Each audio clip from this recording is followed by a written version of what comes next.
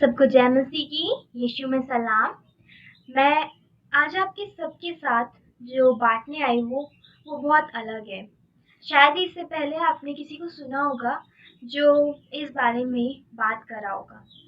तो मैंने आज जो आपके साथ बाँटने के लिए टॉपिक चुना है, वो है नाव। नाव के ऊपर मैं आज आप सबके साथ कुछ बाँटने वाली हूँ। तो चलिए हम चलते हैं अपनी बाइबल की नाव के अंदर।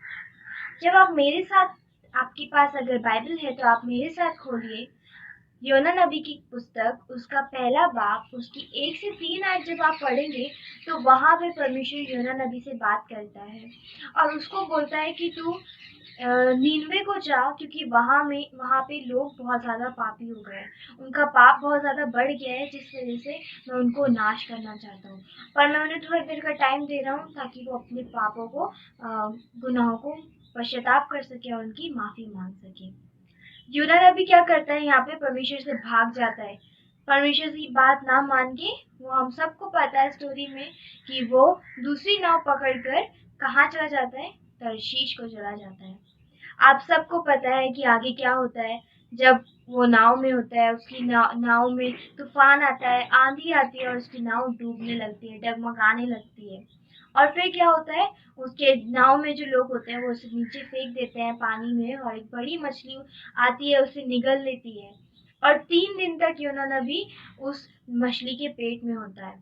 और 3 दिन के बाद वो मछली फिर से योना नबी को परमेश्वर की बताई हुई जगह पे उगल देती है। वो उसको नीनवे में उगल देती है। दूसरी बोट के लिए बढ़ने के लिए जब आप मेरे साथ खोलेंगे मत्ती की किताब, उसका 14 बाब, और उसकी आप 22 से 36 आयत तक पढ़ेंगे तो यहाँ पे एक दृष्टांत बताया गया है कि जब परमेश्वर ढेर सारी भीड़ को खाना खिला चुका होता है और शाम हो जाती है, तो परमेश्वर अपने चेलों को बोलता है, तुम नाव पकड़ के दूसरे पार चले जाओ, मैं आऊंगा, दुआ करके मैं आ जाऊंगा वापस। तो परमेश्वर वहां से अपने चेलों को भेज कर दुआ करने पहाड़ पे चला जाता है। और हमें पता है कि चेले अपने नाव में बैठ के चले जाते हैं, और जब वो बीच शाम का टाइम हो जाता है, तो जब चौथा पहर हो जाता है शाम का, तो वहाँ बाइबल हमें बताती है कि उनकी नाव वहाँ पे डगमगाने लगती है, उनकी नाव में तूफान आने लगता है, आंधी चलने लगती है। और तब परमेश्वर उनके पास आता है, कहाँ, पानी पे चलते हुए। और उसके बाद जब वो पानी पे चलते हुए आता है तो चेले बोलते हैं, अरे ये देखो, ये तो भूत है, भूत है। तब परमेश्वर उनसे बोलता है कि नहीं, मैं भूत नहीं हूँ, मुझे पहचानो, मैं यीशु हूँ। तो ये बोट भी हमारी जिंदगी की तरह है।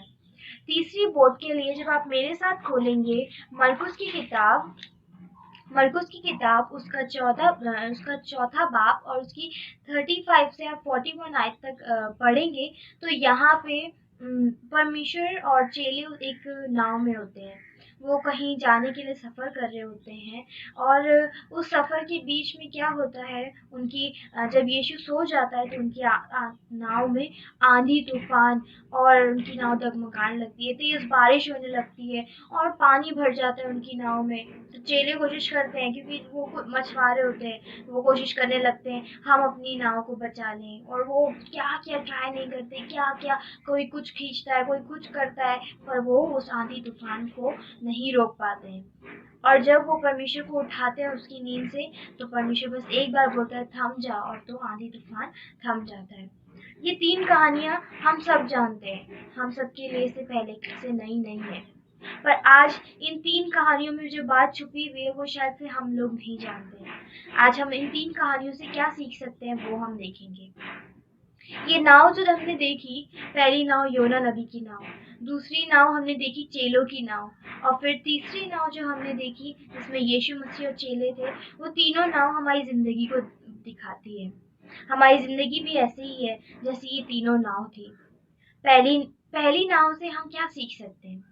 पहली नाव से हम ये सीख सकते हैं, योना नबी जैसी गलती हमें नहीं करनी है। योना नबी ने क्या गलती करी, परमेश्वर ने उसको जहाँ भेजा वो वहां नहीं गया, वो कहीं और गया।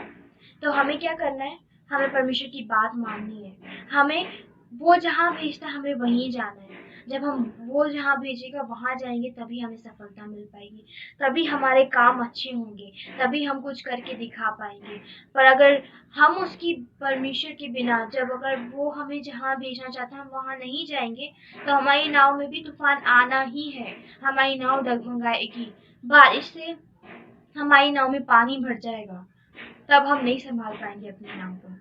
अगर हम अपनी नाव को, हमारी जिंदगी को बचाना चाहते हैं डूबने से, आंधी तूफान से, तो आज हमें क्या करना है? हमें परमेश्वर की बात माननी है। वो हमें जहाँ भेजता है हमें वो कर वहाँ जाना है। वो हमें जो बोलता है करने को हमें वो करना है। तभी हमारी जिंदगी की नाव डूबने से, डगमगाने से बच पाएगी। तो दूसरी नाव से हम क्या सीखते हैं? दूसरी नाव में चेलों ने क्या गलती करी? वो यीशु के बोलने पे चले तो गए, और क्या हुआ?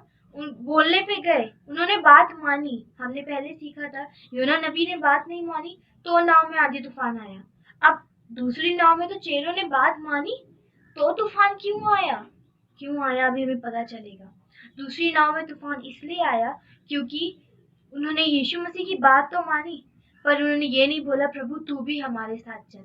अगर चेले रुक के प्रभु के साथ चलते तो शायद उनकी नाव में तूफान नहीं आता, उनकी नाव बच जाती आंधी तूफान से। तो हमारी जिंदगी भी आज ऐसी ही है। हम परमेश्वर के बोलने पे हम उसकी जगह जहाँ वो भेजते हैं वहां जा तो रहे हैं, पर क्या हम परमेश्वर को अपने साथ लेकर जा रहे हैं? अगर नहीं, तो हमारी जिंदगी में तूफान आना गारंटी है, पक्का तूफान आएगा ही आएगा। पर अगर हम परमेश्वर को अपने साथ लेकर जा रहे हैं तो हमारी नाव नहीं डगमगाएगी, ना डूबेगी, ना कोई तूफान आएगा। तो दूसरी नाव से हमने क्या सीखा? हमें परमेश्वर को अपने साथ लेकर जाना है। तीसरी नाव से हमें क्या सीखना है? अब तीसरी नाव में तो आप सोच रहे होगे, इस नाव में तो वो परमेश्वर भी उनके साथ था। चलो दूसरी नाव में परमेश्वर को साथ नहीं लेके गए चेले, दूसरी नाव में, तीसरी नाव में तो परमेश्वर चेलों के साथ था, चेले परमेश्वर को साथ लेकर गए थे। फिर आंधी तूफान क्यों आया? फिर आंधी तूफान इसलिए आया क्योंकि चेले ये सोच रहे थे, हम तो मछुआरे हैं, हम तो आए दिन इस नदी, तालाब और इन तूफानों से लड़ते रहते हैं। हमें आता है कि इसको हम कैसे कंट्रोल करेंगे, हमें पता है कि हमें क्या करना है। तो वो अपने तरीके से आंधी तूफान को रोकने की कोशिश कर रहे थे, पर क्या वो रोक पाए? नहीं रोक पाए। तो फिर भी इसीलिए तो उनकी जिंदगी में तूफान आया, क्योंकि उन्होंने जब यीशु मसीह को जब तक नहीं उठाया और खुद कंट्रोल करने में लगे थे, तो तूफान और बढ़ गया। जब आप रीड करोगे, जब आप पढ़ोगे बाइबल, मरकुस की किताब में उसका चौथा बाब में, जब आप पढ़ोगे तो आपको पता चलेगा कि उनका तूफान और बढ़ गया था। और जब यीशु मसीह को पतरस ने उठाया तो क्या यीशु ने एक ही बार बोला, थम जाओ, और आंधी तूफान थम गया। तो इससे हम क्या सीख सकते हैं? भले ही परमेश्वर हमारे साथ हो, हमारी जिंदगी में हो, फिर तूफान हमारी जिंदगी में आ रहा है, इसका मतलब ये है कि हमने अपनी जिंदगी की जो ड्राइविंग सीट है ना, हमारी जो नाव है जिंदगी की, उसका कैप्टन परमेश्वर को नहीं बनाया। जब तक हमें, जिसको आता नहीं है, हम कैप्टन बन के नाव को चलाने की कोशिश करेंगे अपनी जिंदगी की, तो कभी हमारी जिंदगी का तूफान आंधी कम नहीं होगा। पर अगर जिस दिन हम अपनी जिंदगी का कैप्टन परमेश्वर यीशु मसीह को बना देंगे, तो उस दिन हमारी जिंदगी को जो आंधी तूफान है ना, वो अपने आप कम हो जाएंगे। जैसे ही इस तीसरी नाव में क्या हुआ, पर जब चेलों ने यीशु को उठाया तो आंधी तूफान थम गया। तो हम इन तीन नाव से क्या सीख सकते हैं? पहली चीज हमने ये सीखी कि हमें परमेश्वर की बताई हुई जगह पे जाना है। वो जहाँ भेजता है वहां जाओ। वो जहाँ बोलता है, वो जो करने के लिए बोलता है, हमें वो करना है। तभी हम कुछ कर पाएंगे, तभी हम अपनी जिंदगी में सफल हो पाएंगे, तभी हमारे वो काम सफल हो पाएंगे जो हम करना चाहते हैं। पर दूसरी नाव से हम क्या सीखते हैं? हमें परमेश्वर को अपने साथ लेकर जाना है। अगर हम परमेश्वर को साथ लेकर नहीं गए तो फिर हमारी जिंदगी में तूफान आएगा। अगर हम परमेश्वर को अपने साथ लेकर जाएंगे तो हमारी नाव उसके हाथों में होगी। और तीसरी नाव से क्या सीखना है हमें?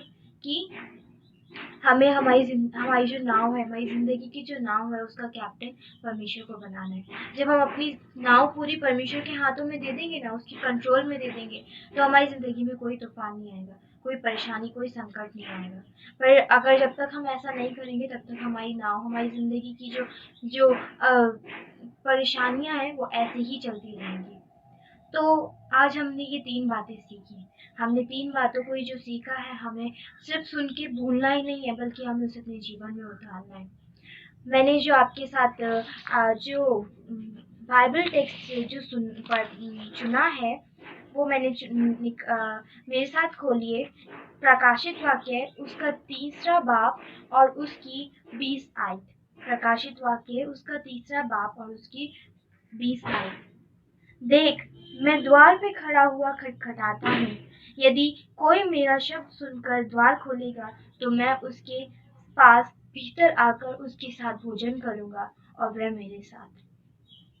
ये इस आयत से हम क्या सीख सकते हैं? परमेश्वर हमारी ज़िंदगी के हमारे दिल के द्वार के आगे खड़ा है। वो चाहता है कि हम उसकी बात मानें। वो चाहता है हम उसको अपने साथ हर जगह लेके जाएँ। वो चाहता है कि हम उसको अपनी ज़िंदगी का कैप्टन बना सकें। हम उसको अपनी ड्राइविंग सीट पे बिठा सकें, ताकि हमारी ज़िंदगी का जो ड्राइवर है वो बन सके, वो अपने तरीके से चला सके। जब तक हम ऐसा नहीं करेंगे, तब तक हमारी ज़िंदगी की परेशानियाँ कम नहीं होंगी, बल्कि और बढ़ जाएँगी। अगर अगर हम अपनी ज़िंदगी में परमेश्वर को चाहते हैं, क्योंकि वो तो द्वार पे खड़ा वो खटखटा रहा है, खोलो मैं आना चाहता हूँ, तुम्हारे साथ बैठना चाहता हूँ, तुम्हारे साथ उठना चाहता हूँ, तुम्हारे साथ खाना खाना चाहता हूँ। क्या आज हम उसको अपने साथ अपने दिल में बुलाने को तैयार हैं? अपनी ज़िंदगी में बुलाने को तैयार हैं? तो ये सब सवाल आपके ऊपर मैं छोड़ के जाना चाहती हूँ, और मुझे उम्मीद है कि आपने जो सीखा है वो आप दूसरों को बताएंगे और इससे बहुत ज़्यादा आशीषित हुए होंगे। मेरे साथ आप हाथ जोड़िए, आंखें मीचिए, चलिए दुआ में चलते हैं। हे हमारे स्वर्गीय पिता, तो हमसे इतना प्यार करता है पिता, हम तो इस प्यार के लायक भी नहीं है। हम आए दिन पाप करते हैं पिता, हमारे हर एक पाप अपराधों को माफ़ कर पिता, और होने दे पिता कि हम अपने हर एक पाप अपराधों को छोड़कर पिता तुझे अपनी ज़िंदगी में बुला सके। पिता तू द्वार पे खड़े होकर खटखटा रहा है, मदद कर पिता, हमारी मदद कर, ताकि हम अपने अंदर के शैतान को भगाकर पिता तुझे अंदर बुला सके, अपनी ड्राइविंग सीट तुझे दे सके पिता, तू तेरे बताई हुई जगह पे जा सके, तेरे को अपने साथ लेके जा सके हर जगह, और तेरे तेरे साथ होकर पिता हम अपना जीवन तेरे हाथ में सौंप सकें। इस वचन को सुनने वाले हर एक इंसान को आशीष दीजिएगा पिता, हर एक इंसान के परिवार को आशीष दीजिएगा। इस दुआ को आपके प्यारे बेटे यीशु मसीह के नाम में मांगते, सुनिए और कबूल कर, आमीन।